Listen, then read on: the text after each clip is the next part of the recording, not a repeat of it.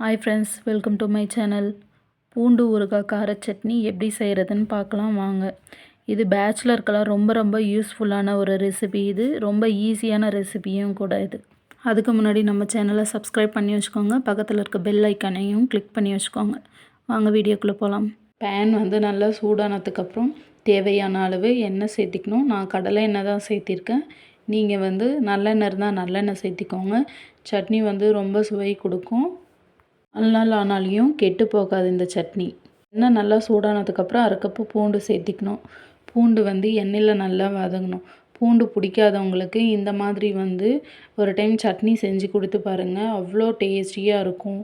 தோசை, சப்பாத்தி, பூரி, ஏன் சாதத்துக்கு கூட இது வச்சு சாப்பிட்லாம். அவ்வளோ எம்மியாக இருக்கும். இது நிறைய மருத்துவ குணம் கூட இந்த பூண்டில் இருக்குது. நம்மளுக்கு உடம்புக்கு வந்து நல்லது பூண்டு சேர்த்திக்கிட்டாக்க. சின்ன குழந்தையிலேருந்து பெரியவங்க வரைக்கும் இந்த சட்னியை விரும்பி சாப்பிடுவாங்க. பூண்டு பிடிக்காதவங்களுக்கு கூட இந்த மாதிரி ஒரு அட்டகாசமான ரெசிபியை செஞ்சு கொடுங்க. அவங்க தினமும் செஞ்சு கொடுக்க சொல்லி கேட்டு சாப்பிடுவாங்க. பூண்டை நல்லா எண்ணெயிலே வதக்கி விட்டதுக்கப்புறம் 1/4 கப்பு சின்ன வெங்காயம் சேர்த்திக்கோங்க.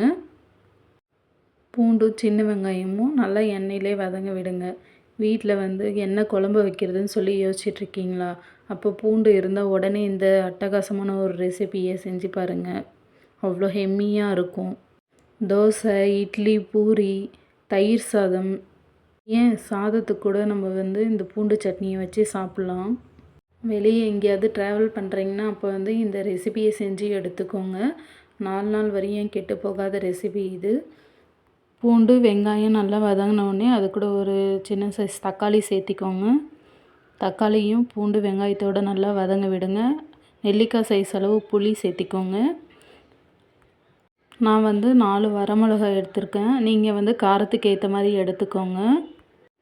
காரம் அதிகமாக சாப்பிட்றவங்களுக்கு எக்ஸ்ட்ராவே எடுத்துக்கோங்க. ஒரு 2 வரமிளகா எல்லாம் சேர்த்தி நல்லா எண்ணெயிலே வதங்க விடுங்க. ஒரு 5 நிமிஷம் நல்லா வதங்கணும்.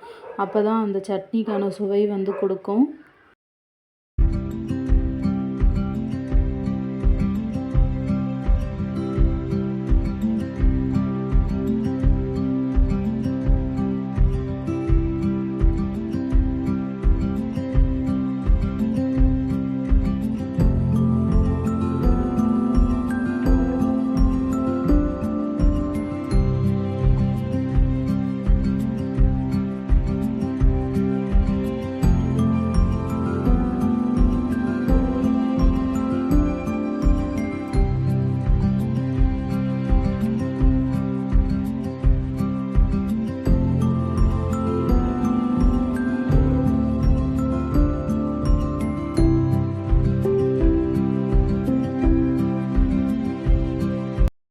எண்ணெயிலே நல்லா 5 நிமிஷம் வதக்கி முடிச்சதுக்கப்புறம் நல்லா ஆற வச்சுக்கோங்க.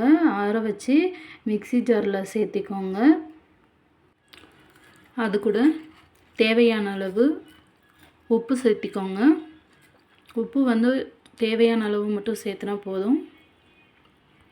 கொஞ்சம் தண்ணி சேர்த்தி நல்லா வந்து நைஸாக அரைச்சி எடுத்துக்கோங்க. ஸ்பைன் பேஸ்டியாக இருக்கணும். பேன் நல்லா சூடானதுக்கப்புறம் தேவையான அளவு எண்ணெய் சேர்த்திக்கோங்க. எண்ணெய் நல்லா காஞ்சி வந்ததுக்கப்புறம் கடுகு தேவையான அளவு சேர்த்திக்கோங்க.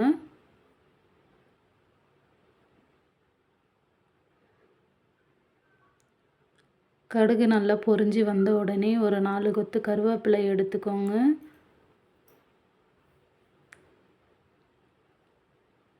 கருவேப்பிலை சேர்த்து நல்லா பொரிய விட்ட உடனே பேஸ்ட்டு கன்சிஸ்டன்சியாக அரைச்சி வச்சுருக்க அந்த பேஸ்ட் எடுத்து மிக்ஸ் பண்ணிக்கோங்க.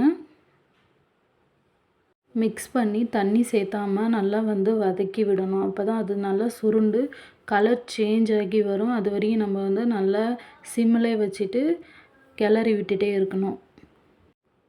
தீஞ்சிடக்கூடாது. நல்லா மிதமான சூட்லேயே வந்து நல்லா வதக்க விடுங்க. நல்லா வந்து கொதி வந்து கலர் மாறி வரும். அந்த ஸ்டேஜில் வந்து நீங்கள் இறக்கி வச்சுருங்க. அது வரையும் நல்லா சுண்டி வரணும் உங்களுக்கு. அப்போ தான் அந்த டேஸ்ட் நல்லா கிடைக்கும் உங்களுக்கு.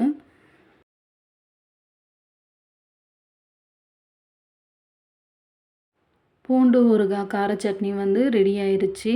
இது வந்து இட்லி, தோசை, பூரி, சாதம் எல்லாத்துக்கூடயும் வச்சு சாப்பிடலாம். ரொம்ப ரொம்ப டேஸ்ட்ஃபுல்லாக இருக்கும். ஒரு டைம் நீங்கள் செஞ்சு பார்த்துட்டு கமெண்ட் பாக்ஸில் கமெண்ட் பண்ணுங்கள். நம்ம சேனலை வந்து சப்ஸ்கிரைப் பண்ணி வச்சுக்கோங்க. அப்போ தான் நான் போடுற வீடியோ வந்து உங்களுக்கு நோட்டிஃபிகேஷனாக வரும். Thank you friends.